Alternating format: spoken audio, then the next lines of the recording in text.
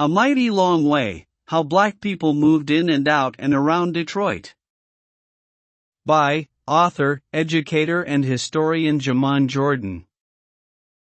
In 1903, an auto company founded by James Packard opened a 10,000 square foot facility on the east side of Detroit. The Packard Plant would grow to be one of the largest factories in U.S. history. That same year, another man named Henry Ford would form the Ford Motor Company, and within a few years would begin selling the Model T.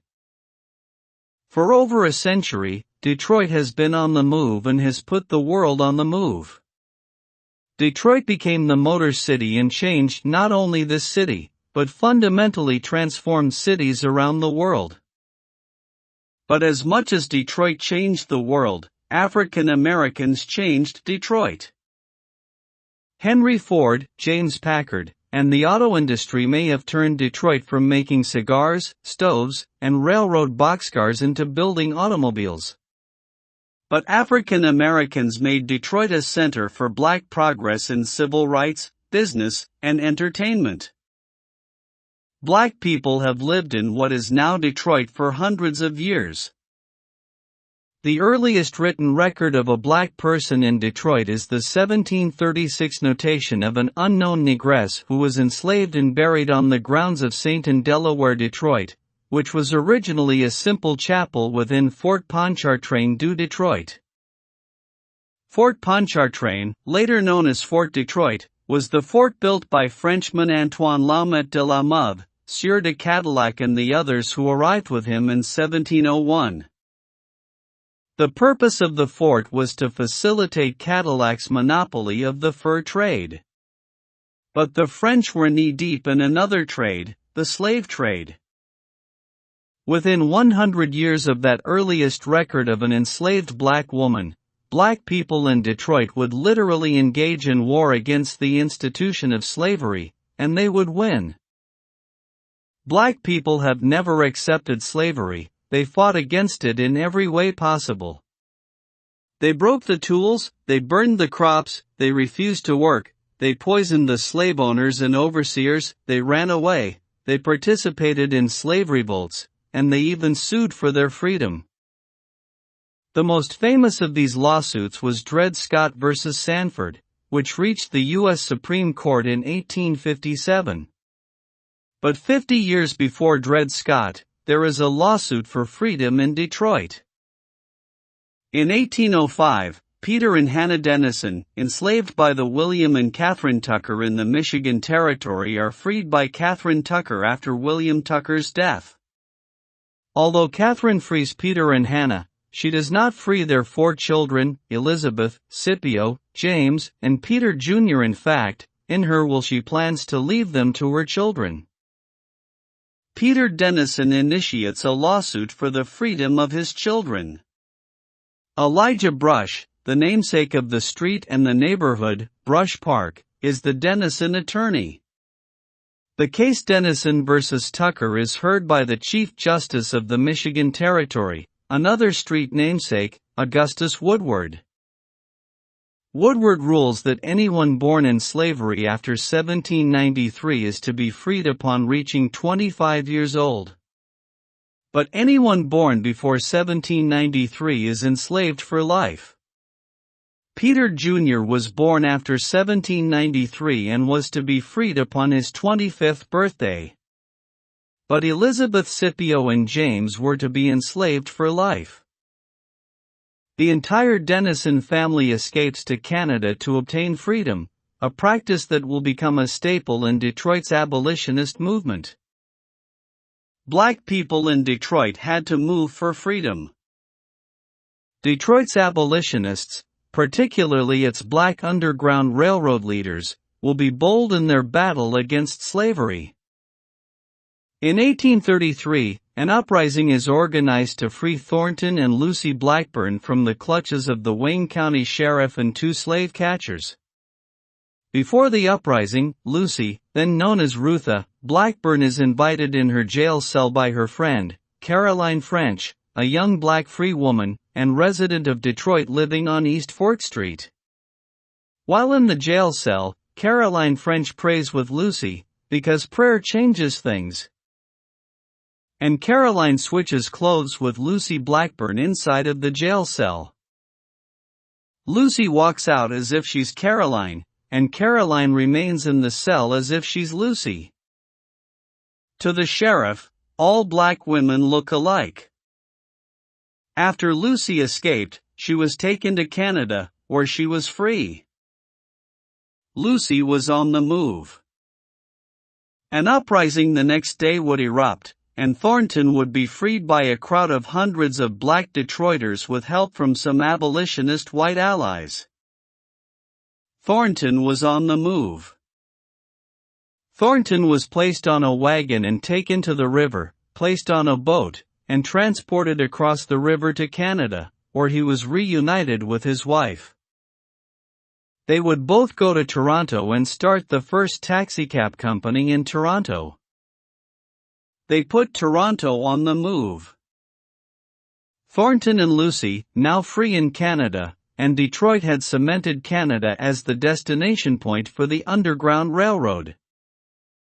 Thousands of freedom seekers would come through Detroit and be freed from slavery via the Underground Railroad with help from Underground Railroad conductors like William Lambert and Julia Lambert, George de Baptiste, William Webb, and the Congregation of Second Baptist Church, the first black church in Michigan.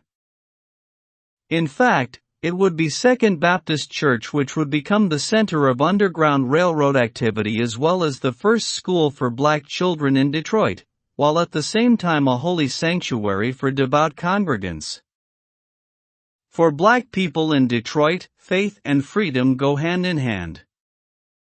Along with freedom seekers escaping slavery, Detroit would be the center of many freeborn black people leaving the South. The aforementioned George de Baptiste, as well as the family of John and Fanny Richards, and the Pelhams, the Lees, the Cooks, and the Cole family were prominent black families that helped to create the institutions that would help to create not only black residency in Detroit, but a black community. Black people escaping from slavery and free black people were on the move and were coming to Detroit.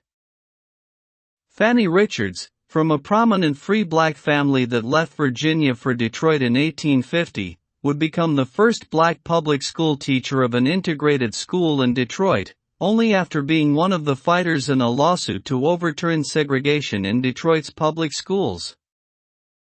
She and Mary McCoy would go on to establish the Phyllis Wheatley Home for Aged Colored Ladies, a care facility for women who had no husbands or children to care for them in their later years.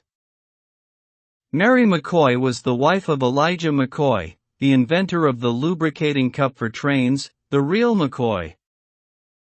These free black women helped to create the infrastructure for an influx of thousands of black people that would arrive in Detroit from the early 1900s to 1970.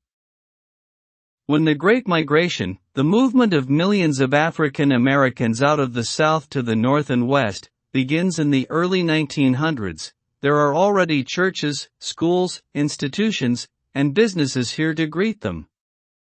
The early black community of the 1700s and 1800s had helped to establish a foundation of churches, schools, businesses, and other institutions, to address many of the needs of the incoming African Americans from the South.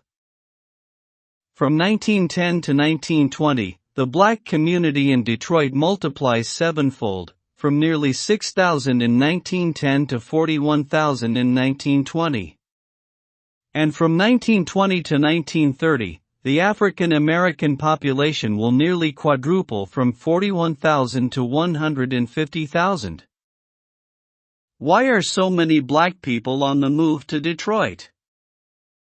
World War I has opened up job opportunities in the factories.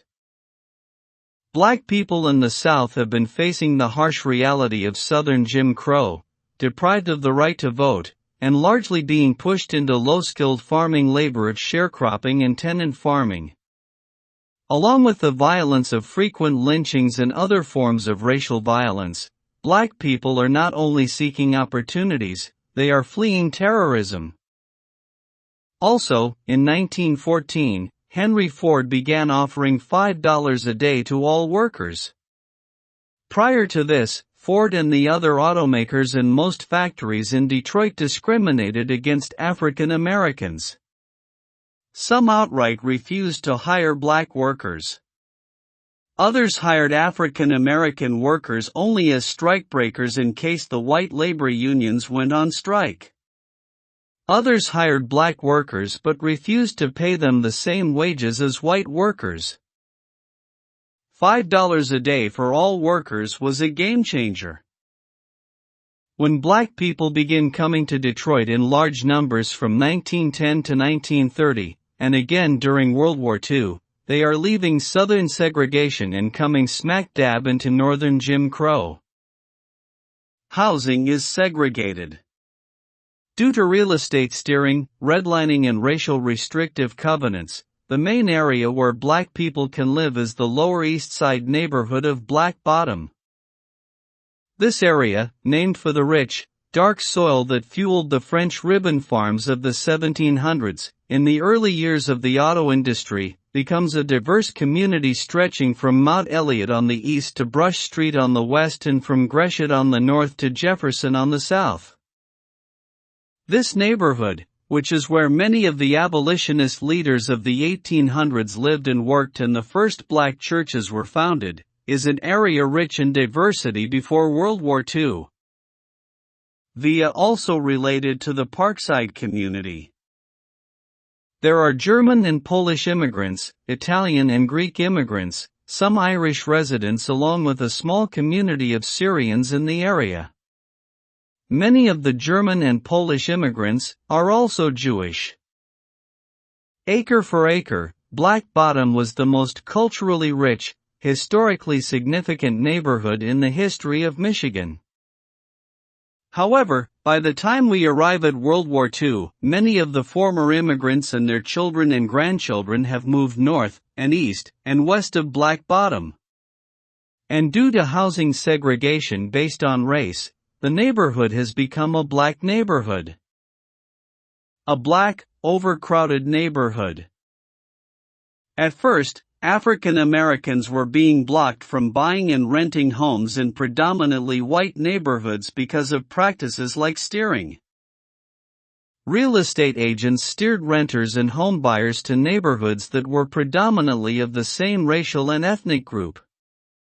So, whites were being shown homes in white neighborhoods and the same for African Americans. Also, banks often refused to grant mortgages to African Americans, especially if they were working-class African Americans. However, by the 1920s, the main form of housing discrimination were racial restrictive covenants. Sometimes attached to the deed, or contained within the deed itself, it would be written, "This house or parcel cannot be rented, leased or owned by a Negro, or colored person."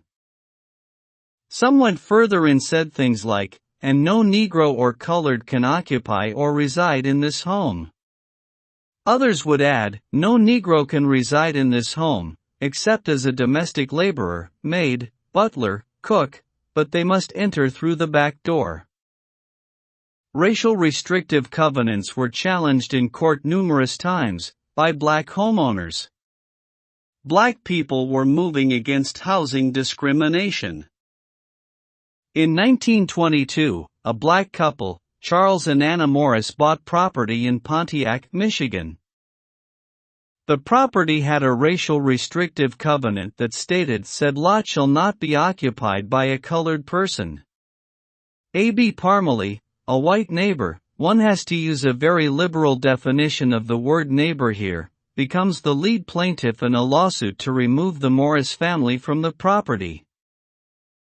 The Michigan Supreme Court rules against Morris, and rules that the black couple cannot live there, but because the restrictive covenant only says that the property shall not be occupied by a colored person, the judge rules that the Morris family can continue to own the property. Racial restrictive covenants are now backed up by the highest court in the state. The reality is, though, that the courts are not the only way that whites sought to enforce housing discrimination. The other main form of enforcement was violence or threats of violence by white mobs and white homeowners associations. They should be known as the Unwelcoming Committee. In just 1 year, 1925, there are 4 major incidents of white mobs, and even the Ku Klux Klan, showing up at homes with the express intent to drive African Americans out of their bought or rented homes in Detroit neighborhoods that are predominantly white. The white mobs are clear on using violence to prevent black residents from living in these spaces. In one incident, the mob breaks into the home and at gunpoint forces Alexander Turner, a black physician, who has moved himself and his family to a home on Spokane Street, to sign over his deed to the white homeowners, the Tireman Avenue Improvement Association. He is then forced out of the house and his furniture and belongings are thrown out of the house. In the other 3 of these 4 incidents, the African American residents arm themselves in order to prevent being killed or attacked by the racist mobs. In the most famous of those cases, black people even shoot 2 white people, injuring one and killing another. Dr. Ocean Sweet and his wife Gladys Sweet bought a home on the corner of Garland and Charlevoix in 1925. Dr. Sweet, a co-worker of Dr. Turner at the Black Hospital, Dunbar Memorial, was also close friends with Vollington Bristol, a black funeral director who also confronted a white mob when he rented his home to black residents. Sweet, who saw what happened to Dr. Turner and Mr. Bristol, was well aware of the danger of buying a home in a predominantly white neighborhood. Moreover, the home he bought had a racial restrictive covenant. To get around the covenant, Sweet offered an extra $6,000 above the asking price for the home, the equivalent in $90,000 today. In all, he paid $18,000 for the home, which in today's value is the equivalent of $260,000. Dr. Sweet prepared for what might happen. He had guns for everyone in the home: himself, his wife, Gladys, his 2 brothers Dr. Otis Sweet and Henry Sweet, his friends Charles Washington, Leonard Morse, William Davis, Hewitt Watson, and John Ladding, his handyman Norris Murray, and his chauffeur Joe Mack. When the mob inevitably began to gather around the house at dusk and hurled threats and then bricks at the home, gunshots came from inside the home and hit 2 whites. Eric Hofberg was shot in the leg. He would recover. Leon Briner was shot too. He would never get up again. Everyone in the house was arrested and charged with first-degree murder. The trial, People vs. Ocean Sweet, would become a legendary court case, and the NAACP would bring in legendary defense attorney, Clarence Darrow, to lead the defense. In the first trial, the result was a mistrial due to a hung jury. The second trial, in which Henry Sweet was tried alone, ended in an acquittal. Clarence Darrow defended him by arguing Castle Doctrine, that the Sweets had the right to defend themselves in their home when the home was attacked by the white mob. The charges were then dropped on the other defendants. Although the trial had not outlawed housing discrimination, it made a crack in the barrier that black Detroiters faced in attaining housing, especially for middle-class African Americans. Black people in Detroit will not stop moving. The trickle of black people living outside of Black Bottom would grow exponentially in the decade following the Sweet trials. By the late 1930s, middle-class African Americans are firmly ensconced in 4 other neighborhoods in Detroit. Paradise Valley, the business and entertainment district north of Black Bottom, and the area now occupied by Ford Field, Comerica Park, 36th District Court, and the Chrysler Freeway. Conant Gardens, the northeast neighborhood between Conant and Ryan, west and east, and 7 Mile in Nevada, north and south. The North End, the neighborhood situated Woodward, west, the city of Hamtramck, east, E. Grand Boulevard, south, and the city of Highland Park, north, and the Old West Side, bounded by Grand River, east, Buchanan, south, Tyerman, north, and Epworth, west. However, those four neighborhoods primarily opened up for middle-class black Detroiters. Also related to, via Parkside homes. What about poor and working-class African Americans? Along with continuing to live in the overcrowding conditions of Black Bottom, poor and working-class African Americans were moving to one of the first federally funded housing projects in the country, the Brewster Homes. Some black people will move to the far northwest side of Detroit, near 8 Mile and Wyoming, and build their own homes.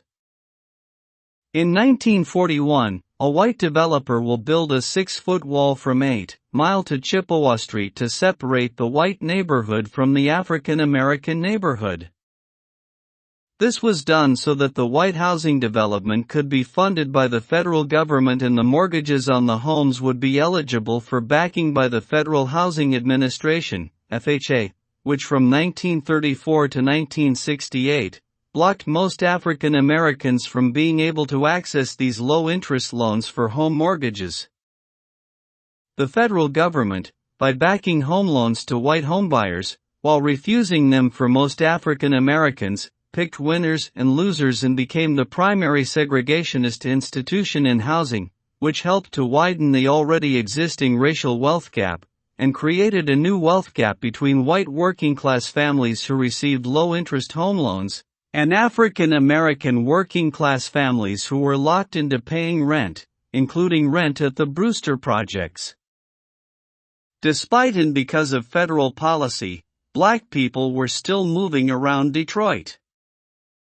In 1941, the federal government would fund the building of another housing project for African Americans who worked at any Detroit factories with a defense contract. The U.S. government needed black people to produce war goods, and black people needed housing. The Unwelcoming Committee, the 7 Mile Fenelon Homeowners Improvement Association, attempted to block African Americans from moving into Sojourner Truth homes in February 1942. When black people attempted to move in, they were met by a wall of 1,000 whites who physically tried to block black people from getting in. Black people attempted to fight their way through this group, and the police began arresting African Americans. It would not be until April of 1942, under the protection of the Michigan National Guard, that African Americans would finally be able to move into the Sojourner Truth homes. In 1943, a year after the Sojourner Truth homes battle, a brutal race riot raged in the city of Detroit. The riot, beginning at Belle Isle, would claim the lives of 34 people, 9 whites and 25 African Americans, 17 of which were killed by members of the Detroit Police Department. No whites were killed by members of the Detroit Police Department. But black people kept moving. The year after the riot, Orsel and Minnie McGee bought a home on the white side of Tyerman. Although the home had a racial restrictive covenant barring it from being sold to African Americans, Orsel was light-skinned and mistaken for a white man. However, when white neighbors saw his wife and discovered that the McGees were a black family, the Unwelcoming Committee, the Northwest Civic Association, filed a lawsuit headed by the McGees' across-the-street neighbors, Benjamin and Anna Sipes. The case, Sipes v. McGee, would eventually reach the Supreme Court. Thurgood Marshall was the attorney for the McGees. The Supreme Court in 1948 would rule that although private parties can enter into these racial restrictive covenants, they cannot be enforced by the state government, including the courts, or any government. This ruling begins the reversal of the Supreme Court decision in 1926, Corrigan v. Buckley. Although it was now illegal for the courts and other government officials to enforce housing covenants, the federal government was still creating housing segregation through its FHA policies. In 1946, A few years after the race riot, and the fully expected blame of black people for the riot, the city developed a plan of urban renewal to destroy Black Bottom, the community with the highest concentration of African Americans in the city.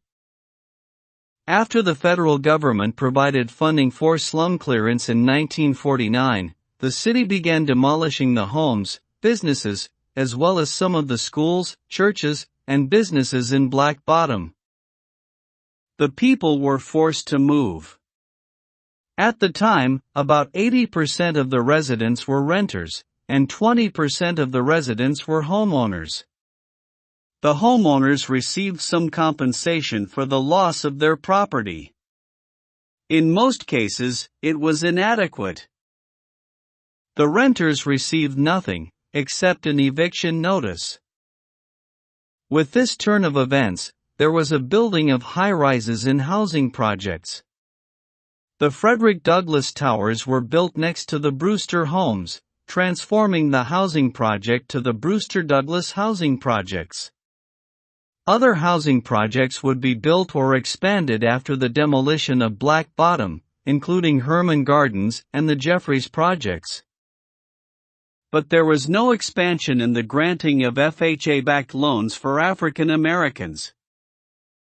In 1956, the federal government passed the Interstate Highway Act, and Mayor Albert Cobo, who ran in 1949 on a platform of housing segregation, would plan the final destruction of Black Bottom, and the beginning of the freeway construction on what was Hastings Street.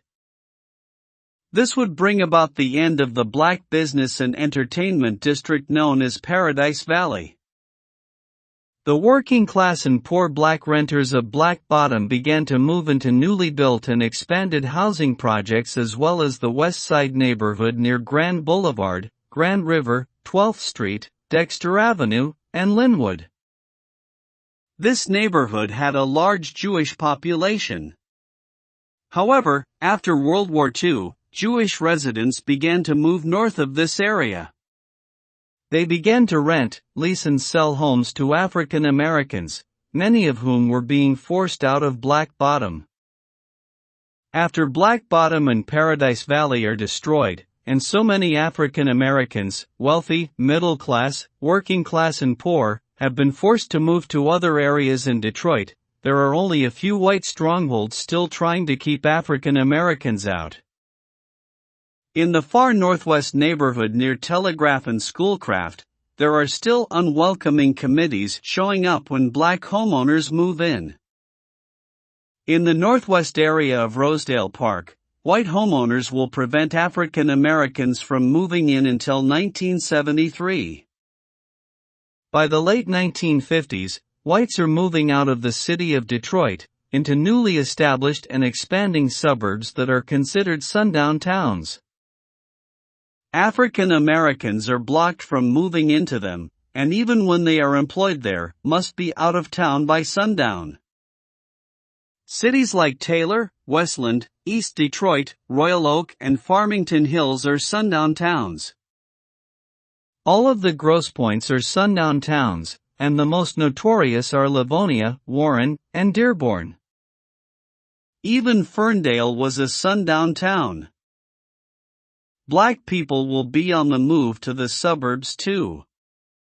By the 1970s, there is a substantial black middle-class community in Southfield and Oak Park, as Jewish residents have moved to northern suburbs in Oakland County like West Bloomfield and Farmington Hills. Black people, in all of these eras, built churches, opened schools, started businesses, established institutions, made music, created art and other forms of culture that helped to make Detroit a world-class city.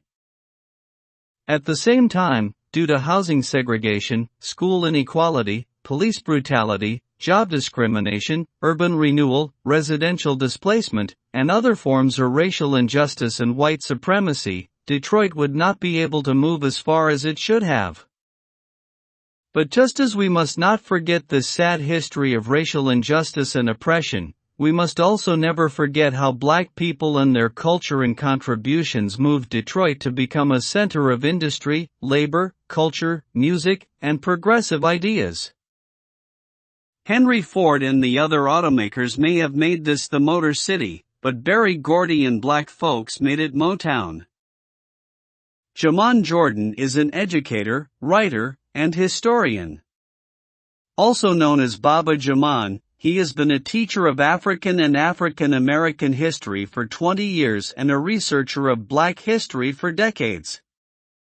He taught at the African-centered Seroma Institute in Detroit for 10 years and now runs Black Scroll Network History and Tours, where he leads tours and facilitates presentations centered on African and African American history in the Detroit area, and throughout Michigan and the United States. via newdetroit.org